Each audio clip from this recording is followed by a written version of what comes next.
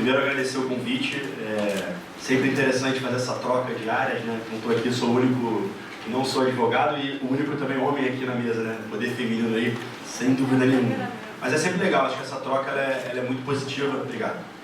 E eu venho experimentando um pouco desse desafio de estar interagindo entre diferentes áreas e diferentes experiências. Eu acho que isso é muito positivo. Eu diria que hoje na PUC, mais do que só o lado acadêmico, o lado de pesquisa, eu diria que eu tenho um propósito, que é buscar essa integração, tanto do meio da universidade com o mercado, e principalmente também dentro da universidade, entre os diversos ciclos de conhecimento que a gente acaba criando ao longo dos anos nesse mundo acadêmico ou profissional. Acho que os ciclos são um desafio.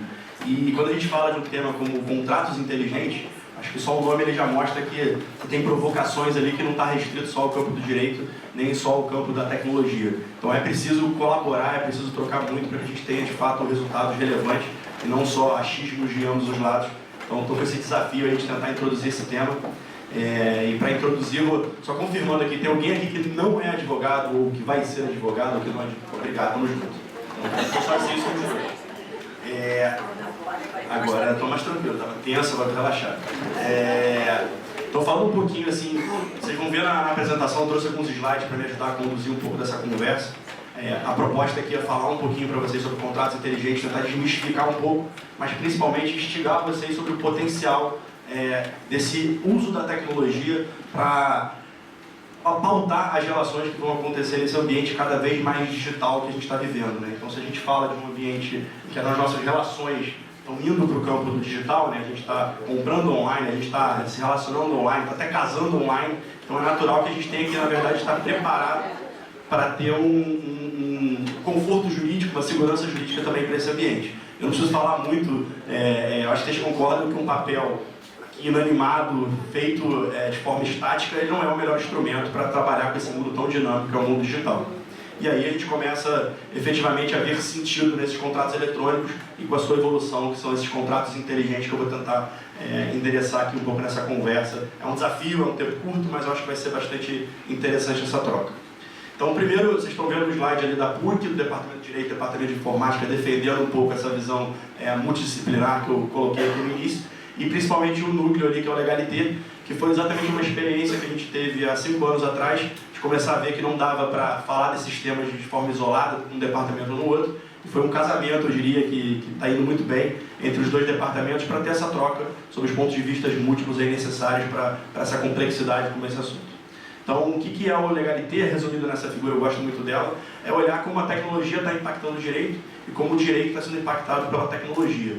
E aí tem desafio para os dois lados, eu vou olhar nessa figura aqui mais os desafios que me pertencem, como é que a tecnologia está entrando no direito, e eu brinco que essas bolinhas ali são quase o passado, presente e futuro. E o passado por quê? Porque eu acho que a tecnologia ela já entrou no direito como acelerador da prática do direito, a gestão, o facilitar a comunicação, o facilitar o acompanhamento desse volume de dados, isso não é mais futuro, né? Falar de tecnologia para isso eu diria que é o passado, mas tem muito espaço ainda para evolução.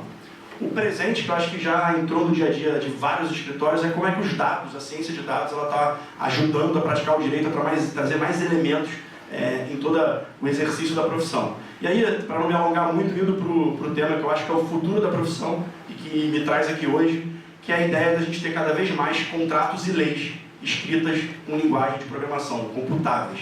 O que isso significa? Significa que são condições e regras estabelecidas que podem ser interpretadas e aceleradas e intermediadas, e aí um monte de coisas que pode acontecer com o uso da computação. E aí a coisa fica muito mais divertida, o potencial disso é muito grande, eu vou tentar endereçar um pouquinho para vocês sobre isso.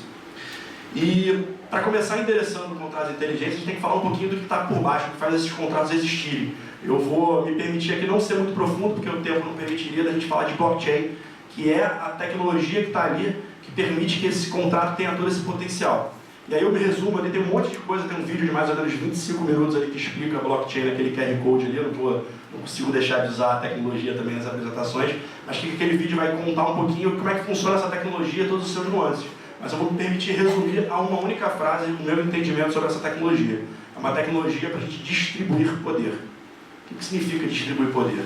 Significa que eu tenho que ter um ambiente em que não existe um todo-poderoso, um centralizador, alguém que decide as coisas, eu tenho, na verdade, o poder distribuído por várias pessoas ou por várias entidades, empresas.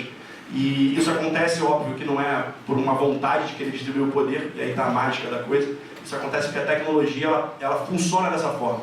Ela foi idealizada dessa forma e a gente tem aí o mundo das criptomoedas com valores aí extremamente absurdos, pautadas nessa tecnologia de blockchain, que mostram que se fosse fácil fraudar e centralizar poder, alguém já tinha afanado muito dinheiro e colocado no bolso. Aí eu vou guardar um pouquinho para a Amanda falar um pouquinho mais de criptomoeda, mas resumir o seguinte, cara, a gente tem uma tecnologia hoje provada pelo volume de recursos que ela está mantendo nesse ambiente digital, que é capaz de distribuir poder, fazer com que a regra que é estabelecida, ela tenha que ser cumprida. Como é que isso funciona? Funciona guardando os dados, cópias em vários lugares, funciona estabelecendo um protocolo de consenso para que as mudanças tenham que ser consentidas pela maioria, para poder distribuir poder, funciona com muita criptografia para que esses dados não sejam alterados. Então, se a gente for falar aqui, eu posso discorrer com profundidade em cada um desses temas, mas não é o objetivo. Eu quero entrar no que nos traz aqui hoje, que é o contrato inteligente, mas convido a vocês a olhar esse material. Eu vou citar outros materiais na sequência, tem muita coisa interessante aí para se aprender sobre esse tema, mas acho que contrato inteligente é o que vale a pena a gente se aprofundar hoje. E só para elencar assim, o que é o potencial do uso dessa tecnologia que é o blockchain? Essa capa para mim ela é super emblemática, uma capa da revista The Economist, já um pouquinho antiga, mas ela fala, essa tecnologia é a máquina da confiança. Ela tira a confiança nos indivíduos, nas instituições e coloca a confiança na forma como a tecnologia opera. Isso permite fazer um monte de coisa. Aí eu trago uma lista ali não finita. A primeira, talvez a mais óbvia, é essa: eu consigo distribuir esse poder, eu consigo garantir que aquela informação que foi colocada ali, ela é fidedigna, ela não vai ser alterada, ela não pode ser modificada por interesse de uma das partes. Então eu permito criar uma tecnologia ou uma solução que eu distribua poder para garantir que o registro é imutável, que o registro é válido, que várias pessoas têm esse registro. E indo muito além, né? Eu posso estabelecer isso para várias formas de ter consenso entre essas pessoas que estão com esse poder distribuído, para votar, para fazer um monte de possibilidades que eu vou explorar na sequência. E sem dúvida nenhuma, se eu posso manter esse registro, se eu posso usar essa tecnologia, eu posso usar isso para pagar, eu posso usar isso para um monte de coisa, mas eu vou me atentar ao último item ali da lista, que é: se eu distribuo o poder, eu consigo garantir que as coisas vão acontecer como elas foram combinadas, como elas foram acordadas, as regras que foram combinadas serão cumpridas. Não sei quem já ouviu, provavelmente muitos aqui, a expressão, mas o código é a lei. O que for definido ali no código é o que vai ser cumprido, porque a tecnologia vai garantir que o que foi combinado é o que vai ser cumprido, independente da vontade de quem está ali se relacionando. E aí, feita essa pequena explanação, eu deixo para vocês aqui algumas referências. A gente tem um canal lá na PUC bastante interessante, que funciona muito parecido, para quem conhece, com o TED Talk, que tem vários vídeos, palestras de 15, 20 minutos, então é bastante rico. E a gente tem ali aproximadamente uns 30, 40 conteúdos só sobre blockchain, sobre criptomoedas. Então eu vou usar desse artefato aqui para a gente poder acelerar um pouco essa parte, mas convido a vocês, ficou curioso sobre o funcionamento do blockchain, tem muita coisa legal.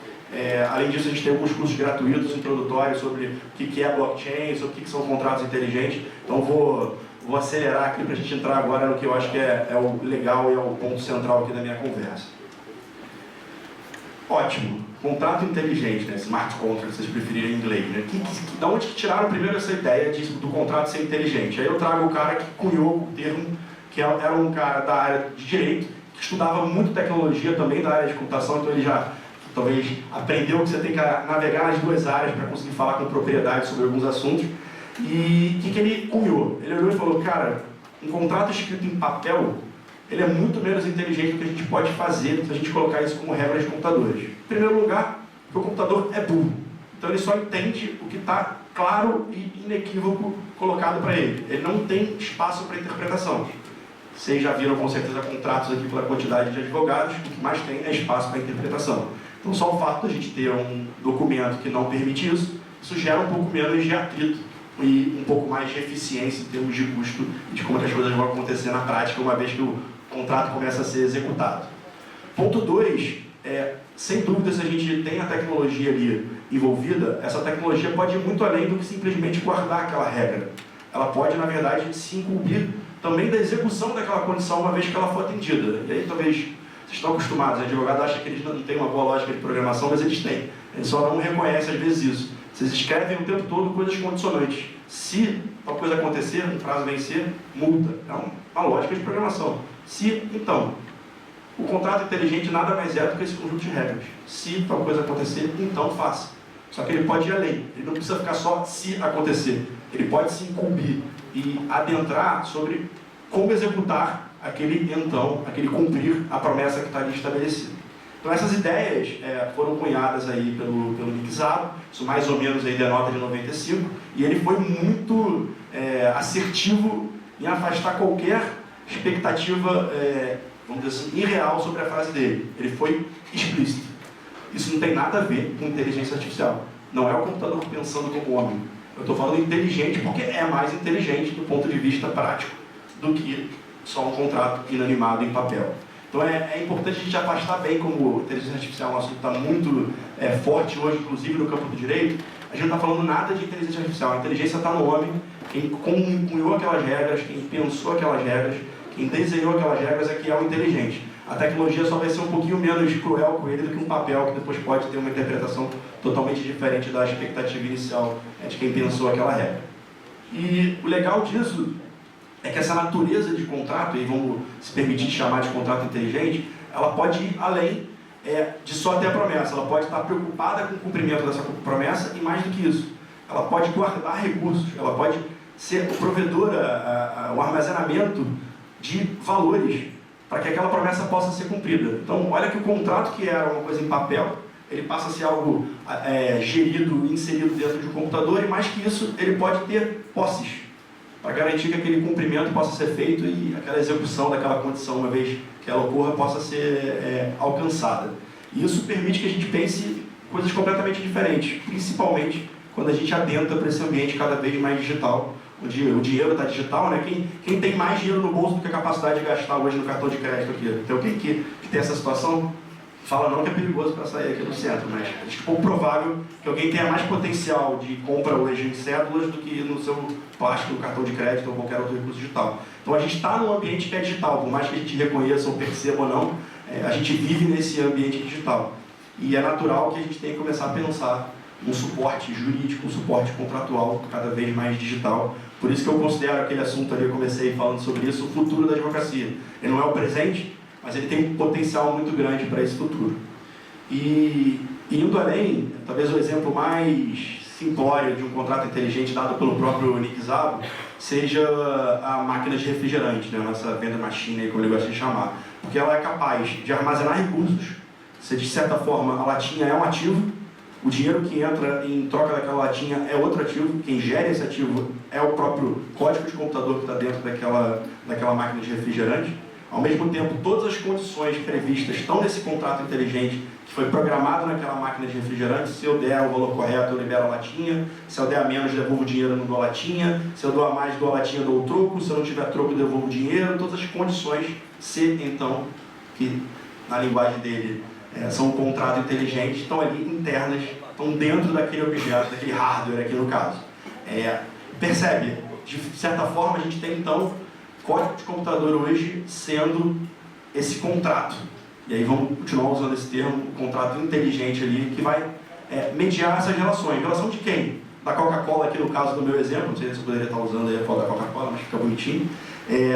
Se relacionando com todas as pessoas que ali quiserem aderir àquele contrato. Como é que adere a esse contrato? Bota a minha moedinha ali, comecei a me relacionar com a Coca-Cola? Não, com o contrato, ou seja, com o código de computador que a Coca-Cola botou dentro daquela máquina.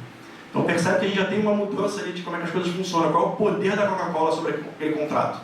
Escrever ele bem escrito. Mas depois que ele estiver na rua, se aquela máquina está entregando mais refrigerante, está dando troco errado, qual é o poder que a Coca-Cola tem sobre aquilo?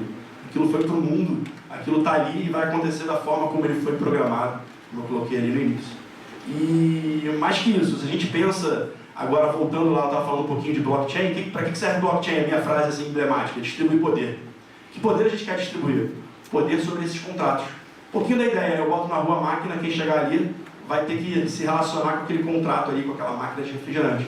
Aqui é igual, eu vou colocar um contrato na blockchain e vou, consequentemente, ter que vivenciar com as propriedades do blockchain. Vou distribuir poder, então aquele contrato não é meu, o contrato ele é o que ele tem vida própria, e as regras que estão ali vão ser cumpridas, seja ela do interesse de quem o fez, seja ela contra o interesse de quem o fez. Vale o que está escrito, Codes Law novamente aqui, como eu tinha colocado. Isso muda um pouco da perspectiva do direito, né? Pô, vamos fazer um contrato, deixa ali, a gente discute depois. Não tem o discutir depois, aquilo perdeu, você não tem mais espaço para discutir, a máquina vai fazer acontecer. Pro bem e pro mal, a tecnologia tem isso. Pode ser usada para tudo, pode acontecer tudo, você tem que pensar ela, desenvolver ela com muito cuidado. Só de curiosidade aqui, pequeno jabá rápido, a gente tem feito muito essa quebra de paradigma de trazer esse tipo de conhecimento para a área jurídica. Então a gente já está no terceiro período, uma disciplina que roda em graduação, ensinando programação para advogados. A gente já tinha feito isso antes, com não tanto êxito, porque a gente estava ensinando programação de aplicativo, programação de site, e a capacidade da coisa fluir foi muito diferente quando a gente começou a discutir. Vamos pegar o contrato que vocês estão aprendendo no dia a dia de vocês e vamos colocar agora escrito isso em regra de computador. E o resultado tem sido muito legal. A gente já fez 3 experiências em disciplinas de graduação e está fazendo também disciplina de extensão com bastante êxito. E aí quebra um pouco esse paradigma. Não, advogado não sabe programar, advogado faz muito isso. Eu bato muito isso dentro de sala de aula aqui. Cara, se tem uma profissão muito análoga à capacidade de raciocínio de um engenheiro, ela está no si, então, que é a concepção do contrato. E vou dizer mais, não tem engenheiro nenhum que consiga prever todas as possibilidades ruins que o advogado prevê, porque a capacidade de enxergar o pior é sensacional. E parece brincadeira, não é piada, isso é fundamental, porque depois que você botar na rua, se você não previu o pior vai acontecer. Então, essa quebra de paradigma tem sido muito interessante, aí, falando um pouquinho só dessa experiência que eu acho que ela agrega. E aí vamos fazer uns meus disclaimers importantes aqui, né? Eu falei muito de contrato inteligente. Só que tem uma vírgula aí, não sei se vocês perceberam quando eu passei pelo slide, que não significa que o contrato, na sua totalidade, precisa ser um contrato inteligente. Olha, a escolha da palavra um pouco perigosa, né? E até o próprio primeira pessoa que adotou a colocar a ideia de contrato inteligente dentro da blockchain, que foi o Vitalik, que hoje em dia ele advoga contra. Tipo, não, eu não devia ter chamado de contrato inteligente porque estou fazendo uma bagunça com o que eu pensei. O que eu pensei foi uma regra imutável que ninguém pode ter o poder de mudar ela sem acordar com consenso, sem ter consenso. Mas, esse termo eu acho muito legal porque ele é real, ele é correto. Mas se você entender que ou é 880, ou eu pego meu contrato e boto ele todo no digital, não é isso que a gente está falando. A gente está falando que dentro de uma relação, que às vezes é muito maior que o contrato, vocês sabem muito melhor do que eu, parte dela, talvez, em algumas situações, faça sentido em que essa regra tenha que ser uma regra que não pode ser empoderada ou interpretada. Então, que situações são essas? Bem-vindo, esse acho que é o mundo que a gente vai começar a construir, da gente olhar quais são as situações, as relações comerciais, pessoais, onde você poder tirar o poder sobre determinadas regras ou tirar a ambiguidade de um contrato ou automatizar a execução, dado que uma determinada condição aconteceu, vai trazer resultados benéficos, vai otimizar custos, vai gerar agilidade, e aí a coisa começa a ficar interessante, porque a gente quer, pelo menos na teoria, sempre a melhor solução, com o melhor resultado, com o melhor benefício. Então, colocação importante, se tiver uma coisa que, valeu a pena ver esse cara falar 30 minutos, foi um contrato inteligente, não é a simples transição de um contrato em papel ou eletrônico, não importa, para um contrato dentro da blockchain, chamamos ele de contrato inteligente. Significa entender que pedaço dessa relação faz sentido ser gerida por um código de computador, sem ambiguidade, e que pode auto-executar parte daquelas questões ou a totalidade daquelas questões. Pergunta que sempre me fazem, aqui tem um aluno aqui que participa de uma disciplina, não tem nenhuma interferência humana. Depende. O contrato pode ter o que no contrato? Qualquer coisa, né? Você escreve se você quiser. Se faz sentido ou não, se alguém vai querer assinar ele contigo, é outra discussão. Mas ele, a priori, é uma folha em branco, você bota qualquer condição. Então, um contrato inteligente pode ter uma condição dizendo, se tal coisa acontecer, pergunta para fulano que ele que decide. Não tem problema nenhum. Se estiver programado, isso pode acontecer. Cabe a quem vai aderir àquele contrato, olhar aquela condição e dizer, ok, isso me satisfaz, topo essa relação. Uma vez que eu topei, meu amigo, agora é mutável a sua decisão, óbvio. Se estiver lá previsto no contrato, eu posso mudar de ideia, poderá mudar de ideia porque está previsto no contrato. Grande problema que a gente observa é que às vezes os contratos são mal feitos. Então tem vários casos, por exemplo, do dinheiro ficar preso no contrato, porque o contrato não tinha uma condição para sacar o dinheiro. Então o contrato será o resto da vida dono daquele recurso, dinheiro, entendo, criptomoedas ou algum ativo em geral, fica ali preso porque o contrato foi mal feito. Então temos aí um desafio novo, que não é um desafio que vai ser bem endereçado se a gente tiver megas programadores fazendo, porque eles vão esquecer condições, porque eles não foram treinados, não têm um mapa mental para pensar nisso. E eu tenho certeza que for pensado somente por advogados, haverá falhas na sua programação que vai impossibilitar que a gente chegue naquele resultado de otimização que se pensou. Exemplo básico que eu sempre uso, você bem rápido aqui para não consumir muito tempo, mas causa de prazo. Alguém já viu causa de prazo em contrato? Ela é muito subjetiva? Não deveria, né? Pelo menos. Prazo é tal, tais situações pode adiantar aquele prazo, o que impacta, etc, etc. Excelente situação onde você poderia ter um contrato inteligente estabelecendo que a determinada data, que condições daquela data pode ser editada.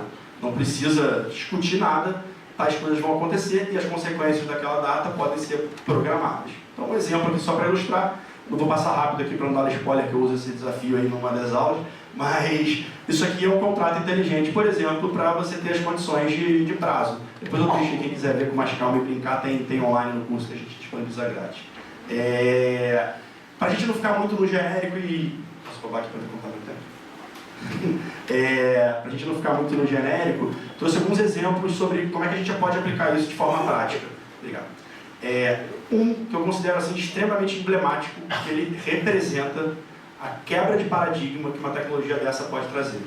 É o caso feito pelo Bradesco, com o Itaú e com a Bolsa de Valores.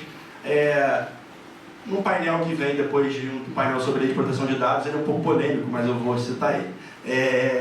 Qual é a ideia aqui? Muito simples. Você abre conta nos bancos ou na Bolsa de Valores para poder operar ações, você tem que fazer cadastramentos, apresentar documentos, aquela burocracia que eu acho que todos conhecem, e pô, isso é um saco, eu fui lá e fiz no Itaú. Aí eu vou chegar no Bradesco, o que eu vou ter que fazer? Tudo de novo. Pior, se eu mudei alguma coisa, eu não vou voltar no Itaú para dizer que eu mudei, eu vou mudar no Bradesco e vai ficar ao contrário do Itaú. Isso é um problema, e aí multiplica por 3 colocando isso na B3, na Bolsa de Valores. Não é chato, é um problema, é um custo, é uma ineficiência que existe nas instituições financeiras, a manutenção do cadastro dos seus clientes. Esse problema é muito conhecido no mundo inteiro, pode ser aplicado em vários domínios, a ideia de conheça o seu cliente, né, know your customer, é um desafio tecnológico bastante comum. Solução é que vamos usar blockchain. Para quê? Para que a gente possa estabelecer regras de quando o Itaú vai ter acesso aos dados do cliente do Bradesco. Vou fingir que o painel de manhã não era sobre lei de proteção de dados, depois a gente volta no tema. Mas essa é a ideia. Se o cliente consentir, tá beleza. Se o cliente consentir, eu posso dar acesso de um banco a outro aos dados do seu cliente. Parece interessante, né? Eu estou ganhando eficiência no banco, eu estou diminuindo o atrito do cliente para ter que criar a sua conta, então tem vários potenciais aqui interessantes. Pergunta, quando conseguiu fazer isso antes de ter blockchain? Nenhuma vez. Porque começava a discussão. Então, beleza, me manda os dados do seu cliente que eu só vou olhar quando o cara vem aqui na agência e me dá o consentimento. Nenhum banco topou. Depois, vamos contratar uma instituição terceira para guardar esses dados.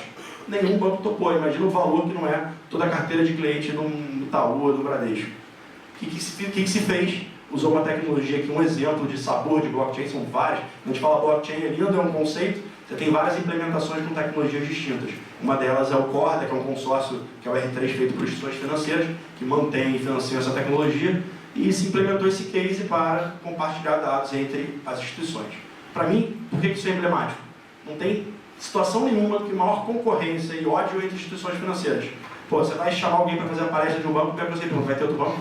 Então assim, é o cenário perfeito de confiar desconfiando. Os caras tinham interesse comum, querem colaborar, mas um nunca vai confiar no outro. Estou exagerando, mas um nunca vai confiar no outro. Ele precisa que a tecnologia gere aquele conforto.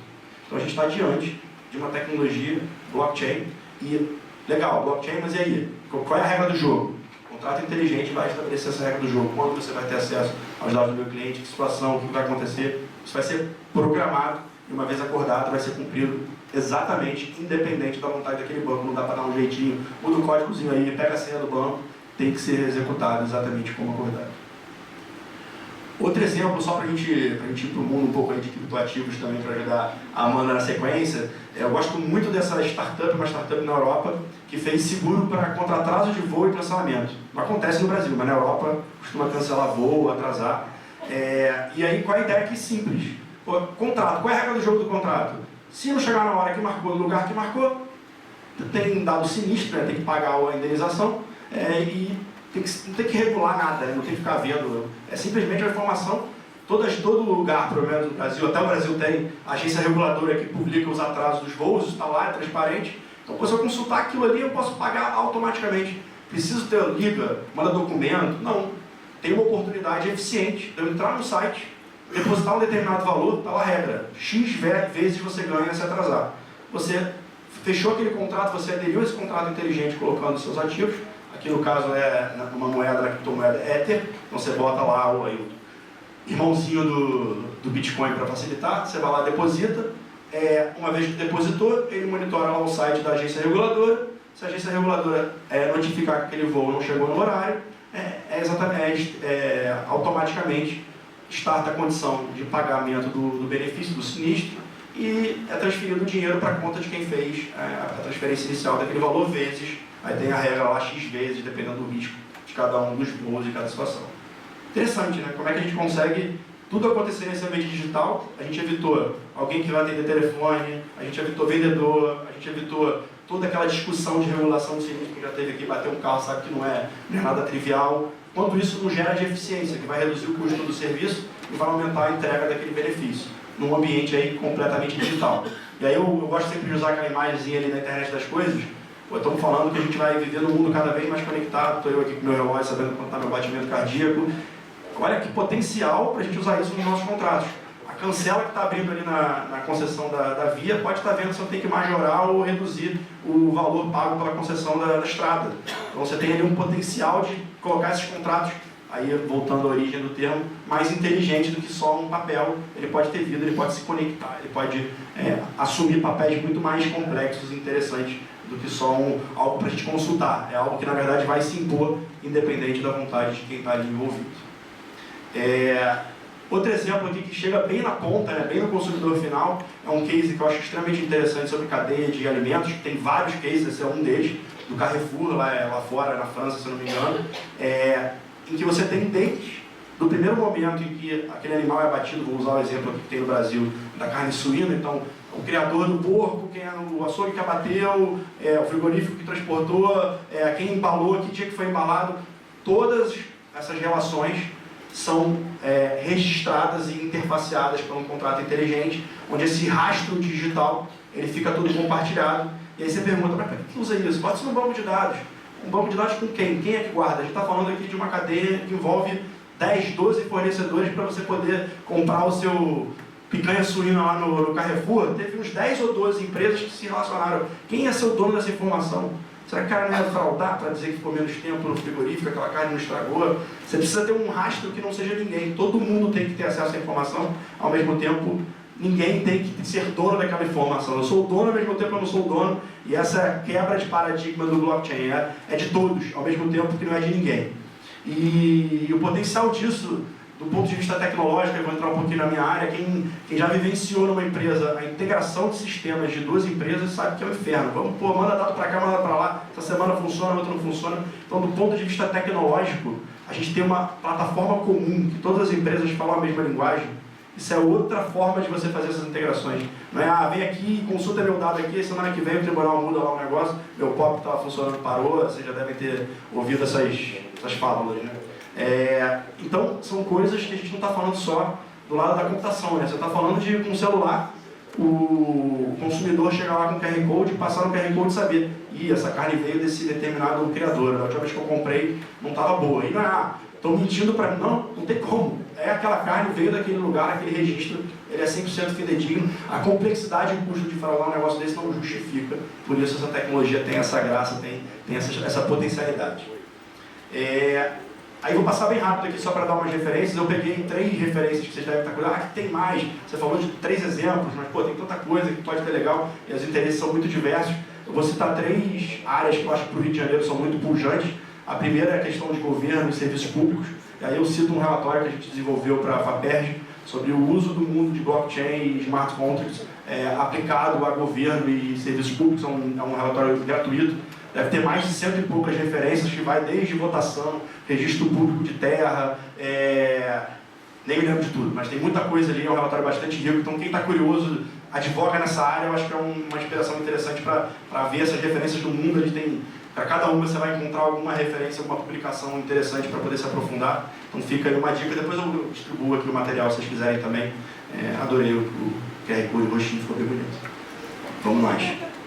Outra área que eu não falei à toa, que a gente atua também bastante, é a área de seguro, que também é muito forte aqui no Rio de Janeiro, então eu não escolhi ela à toa. Se você olhar ali, você tem pelo menos 3 grandes consultorias fazendo relatórios falando sobre o potencial e quanto o blockchain é interessante. Então, PwC, KPMG, a McKinsey, trazendo aí uma série de sugestões de como utilizar contratos inteligentes para reduzir custo, aumentar a eficiência nesse setor, que é um setor tão pujante, tão digital, né? Eu não consigo imaginar um setor mais digital. O cara vende algo que não existe materialmente, te entrega algo que você não quer receber, tá louco para que não aconteça, é fantástico. Então, totalmente virtual, é uma situação digital, o que não tem hoje contratos digitais. Você vai trabalhar com regulação, que é o cara lá indo, vendo. Então, excelente cenário aí, um cenário pujante que, sem dúvida nenhuma, consome muito serviço advocatício. Então, só para inspirar aí mais um tema. E não poderia deixar de fora também um dos grandes financiadores da pesquisa no Brasil, a área de petróleo e gás aqui no Rio de Janeiro nem se fala, que também é um mercado com bilhões de potencialidades, tá? Prestes aí a uma virada da forma de funcionar nesse mercado, cada vez mais em partilha, empresa internacional operando com empresas nacionais. Então, como é que a gente faz confiar, concorrente trabalhando junto, Shell, Total, Petrobras, um opera, o outro tem que fiscalizar? Não é mole não, é complexo, é muito dinheiro envolvido. Será que a gente vai continuar fazendo relatório, olhando no papel, ou a gente vai usar uma tecnologia que possa garantir que esse jogo está funcionando como ele foi concebido, que a gente tenha menos espaço aí para fraude e questionamentos? Então, queria fechar aqui, não mostrou o tempo, mas acho que eu estou mais ou menos aí. Queria fechar fazendo essa provocação. Assim, óbvio que 30 minutos não é suficiente para a gente ser profundo no tema, mas eu queria provocar vocês para que a gente saísse daqui pensando um pouquinho. Para que serve distribuir poder? Regras imutáveis que têm que ser feitas como elas forem concebidas, e para que a gente pode usar isso. Eu dei alguns exemplos, mas eu acho que ele não é nem alargado. A gente tem muita potencialidade, a gente está no início, é algo que está começando. Então, ao mesmo tempo, é um desafio, é uma insegurança, já que você não tem aí, entre aspas, jurisprudência, mas ao mesmo tempo é uma mega oportunidade, porque você tem aí um oceano azul para explorar. Então, acho que a ideia era essa, espero que eu tenha cumprido o convite. Obrigado, gente.